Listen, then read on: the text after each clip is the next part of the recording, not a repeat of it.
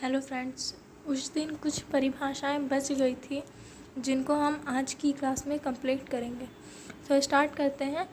महासागरीय गर्त, महासागरीय नितल पर निर्मित अत्यंत खंडों वाली गहरी गर्तों को महासागरीय गर्त कहते हैं। ठीक है, जो महासागर होता है उसकी जो नीचे वाली जो परत होती है पर निर्मित अत्यंत खंडों वाली गहरी गर्तें। ठीक है, अत्यंत खंडों वाली मतलब उनके बहुत ज़्यादा खंड होते हैं। ठीक है, शायद अनगिनत भी होते हैं जिनको गिना ना जा सके। ठीक है, समांतर अपवाह तंत्र, जहाँ पर ढाल के अनुसार कई नदियाँ समांतर रूप में प्रवाहित होती हैं, ढाल के रूप में मतलब। ठीक है, तो इस तरह का जो हमारा प्रतिरूप होता है उसे समांतर अपवाह प्रतिरूप कहते हैं, यह माना जाता है। ठीक है, उष्ण मरुस्थलीय भागों के चारों तरफ पर्वतों से घिरे बेसिनों को प्लायन कहते हैं। ठीक है, इन्हें बाल्सन भी कहते हैं। प्लायन को अरब के रेगिस्तान में खबारी या ममलाहा कहते हैं। ठीक है,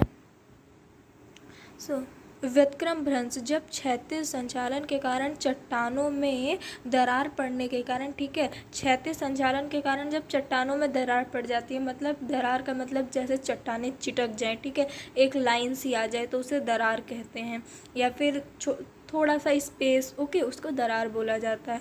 पड़ने के कारण दोनों खंड आमने सामने खिसकते हैं। ठीक है, देखो दरार पड़ते पड़ते पड़ते पड़ते दोनों टूट जाते हैं और आमने सामने खिसकते जाते हैं। ठीक है, मतलब कोई इस तरफ गिरा कोई उस तरफ गिरा, तो निर्मित भ्रंश, तो जो उससे निर्मित भ्रंश होता है उसको व्युत्पन्न भ्रंश कहते हैं। ठीक है, व्युत्पन्न भ्रंश किसे कहते हैं? जब चट्टानों में दरार पड़ जाते हैं और वो आमने सामने खंडों में खिसकते हैं। भ्रंश घाटी, दो सामान्य भ्रंशों के बीच वाले भाग को, ठीक है, जो दो समान भ्रंश होते हैं, ठीक है, एक समान होने चाहिए पर, ठीक है, क्योंकि साफ साफ लिखा है दो सामान्य, ठीक है, भ्रंशों के बीच वाले भाग के नीचे, ठीक है, जो उनके बीच का भाग होता है उसके नीचे धंस जाने के कारण, ठीक है, नीचे धंस जाने के कारण मतलब कोई चीज़, जैसे अभी आप मिट्टी में कोई चीज़ रख दें और रोज़ उस पर चले तो धीरे धीरे अंदर चली जाएगी। ठीक है, तो जो अंदर चली जाती है उसको धंस जाना कहते हैं। धंस जाने के कारण उत्पन्न, जो उसके धंस जाने के कारण उत्पन्न बेसिन या घाटी को रिफ्ट घाटी कहते हैं। ठीक है, या मानते हैं कुछ भी। ठीक है, भ्रंश झील, भूपटलीय सतह के सामान्य, ठीक है, जो भूपटलीय सतह होती है उसके सामान्य भ्रंशों के बीच, ठीक है, मतलब दोनों के बीच निर्मित रिफ्ट घाटी में जल भर जाने से, ठीक है, जो घाटी होती है उसमें जल भर जाने से निर्मित झील को, ठीक है, उसमें जब घाटी में जल भर जाता है तो फिर जो झील होती है उसको भ्रंश झील कहते हैं। ठीक है, आर्य या अपकेंद्र प्रवाह, ठीक है, प्रतिरूपों का विकास, जो पर्वत होते हैं और ज्वालामुखी होती है, ठीक है, ज्वालामुखी के बारे में मैंने आपको थोड़ा बहुत बताया है, इसका पूरा एक अपना चैप्टर है, उसमें मैं आपको इसके बारे में डीपली बताऊंगी। ठीक है, तो जो पर्वत और नदियाँ होती है उनके झुकाव पर होते हैं, जिनके शीर्ष मतलब ठीक है, जिनके शीर्ष भाग में नदियाँ निकल कर चारों ओर दिशाओं में ढाल का अनुसरण करती नीचे की ओर प्रवाहित होती हैं, मतलब ऊपर से नीचे की ओर प्रवाहित होती हैं। आयताकार अपवाह प्रतिरूप, आयताकार सिंधियों तथा जोड़ों के सहारे, ठीक है, जो आयताकार सिंधियाँ होती हैं तथा जोड़े होते हैं के सहारे उत्पन्न सरिताओं के जाल को आयताकार अपवाह प्रतिरूप कहते हैं। इसमें नदियाँ एक दूसरे से समकोण पर मिलती हैं। ठीक है, इसमें जो नदियाँ होती हैं एक दूसरे से समकोण पर मिलती हैं। समकोण कितने डिग्री का होता है जानते होंगे, सारे बच्चे जानते होंगे। ठीक है, समकोण 90 डिग्री पर होता है। तो ठीक है, तो जो इसमें नदियां हैं वो दोनों एक दूसरे से 90 डिग्री पर मिलती हैं।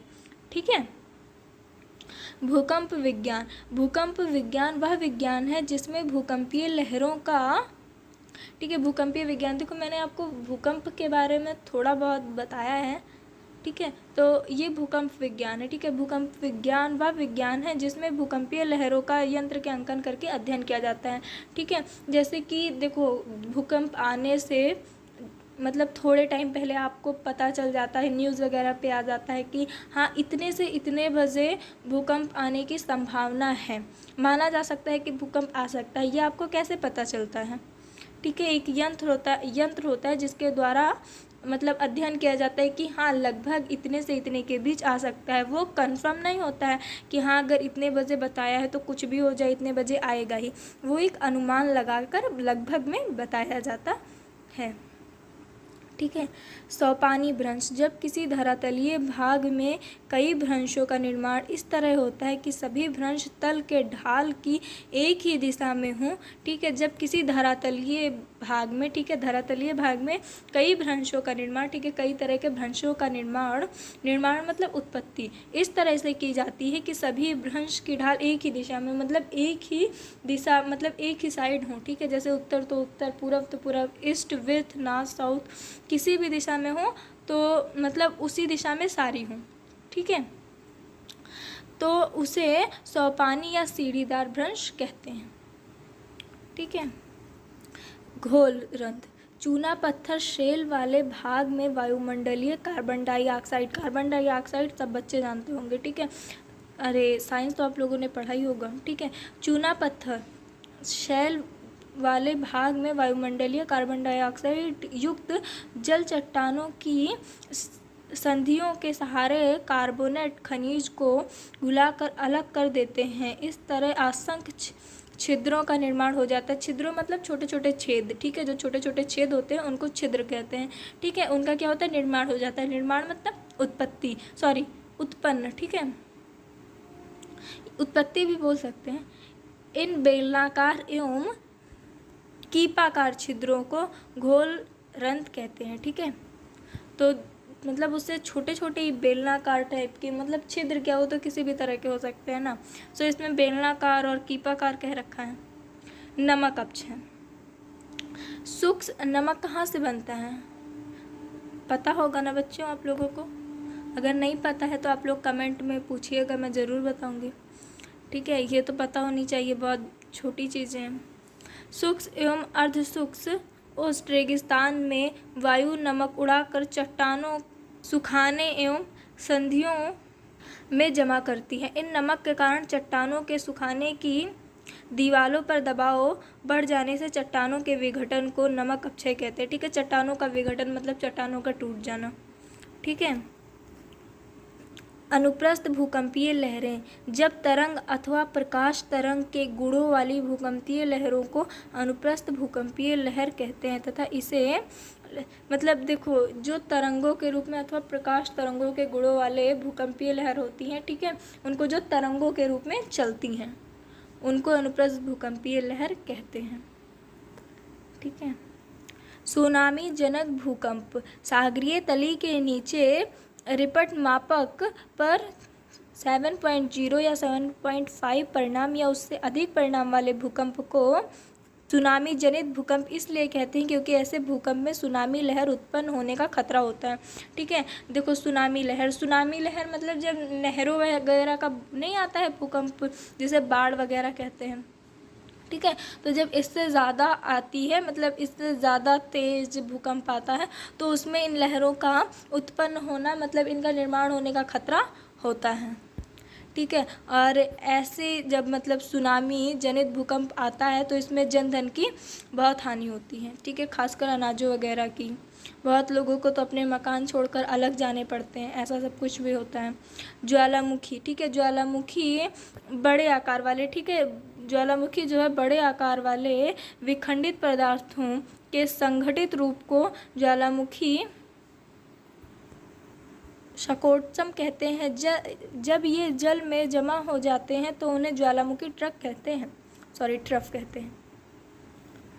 ज्वालामुखी क्रिया, ठीक है, धरातल के नीचे गैस एवं वाष्प के संचयन, ठीक है, निर्माण, उसका गैसों के साथ ऊपर उठना तथा धरातल के ऊपर दरारी एवं विस्फोटक केंद्रीय रूपों में विभिन्न प्रकार के प्रकट होने की जो संयुक्त धरातल के नीचे, ठीक है, जो हमारा धरातल है उसके नीचे गैस एवं वाष्प के, ठीक है, निर्माण, ठीक है, निर्माण मतलब उत्पत्ति, उसका गैसों के साथ ऊपर उठना, ठीक है, मतलब ऊपर की ओर जाना, तथा धरातल के ऊपर दरारी एवं विस्फोटक केंद्रीय रूप में विभिन्न प्रकार में प्रकट होने की समस्त युक्तियां प्रतिक्रिया को सम्मिलित रूप से ज्वालामुखी क्रिया कहते हैं। ठीक है, देखो ज्वालामुखी पठार, ज्वालामुखी उद्गार के समय विस्तृत लावा प्रवाह के फलस्वरूप, ठीक है, जब ज्वालामुखी विस्फोट होता है तो उससे बाहर कुछ लावा मटर के आकार के होते हैं जो निकलते हैं, चट्टानें होती हैं वो, ठीक है, चट्टानों के टुकड़े होते हैं गोल गोल से जो मटर के आकार के होते हैं। तो जब वो लावा को मोटी मोटी चादरों के जमाव के से समीपी सतह से ऊंचे स्थल खंडों को ज्वालामुखी पठार या लावा पठार कहते हैं। भारत या प्रायद्वीप पठार इसका मुख्य उदाहरण है। ठीक है, उदाहरण मतलब एग्जाम्पल। अच्छा, चट्टान के अपने मूल स्थान पर ही विभिन्न कारकों द्वारा विभिन्न विधियों से विघटन एवं वियोजन की स्थितिक प्रक्रिया को अपक्षय कहते हैं। ठीक है, सो इतनी ही इम्पॉर्टेंट परिभाषाएं थी जो मैंने आपको 3 पार्ट में थोड़ा थोड़ा कर कर बताया है, जिससे आप बोर भी ना हो और आपको अच्छे से समझ भी आ जाए, क्योंकि पढ़ने का तब तक कोई मतलब नहीं है जब तक चीज़ खुद को समझ ना आए। ठीक है, तो जब मैं बोल रही हूँ तो आप थोड़ा चीज़ों को मतलब देखने की भी कोशिश करें। हो सकता है मैं पढ़ाते वक्त कई बार बोलते बोलते कुछ मिस्टेक हो जाती हैं। ठीक है, तो रिक्वेस्ट है आपसे कि उसको इग्नोर करें। और आज आपका पूरी जो इम्पोर्टेंट परिभाषाएं थी वो कंप्लीट हो गई हैं। सो नेक्स्ट वीडियो में हम फिर से चैप्टर्स अपना जहाँ पे मैंने छोड़ा था वहीं से कंटिन्यू करेंगे। आज मैंने आपको पढ़ा दिया, सो आपका पूरी परिभाषा कंप्लीट हो गई। अब आप नोट करें, इसे पढ़ें और प्लीज़ चैनल को लाइक एंड सब्सक्राइब कर दें, अपने फ्रेंड्स को भी भेज दें जिससे उन्हें भी नोट्स मिल जाए। और बाकी नेक्स्ट वीडियो मिलेगी आपको। Thank you.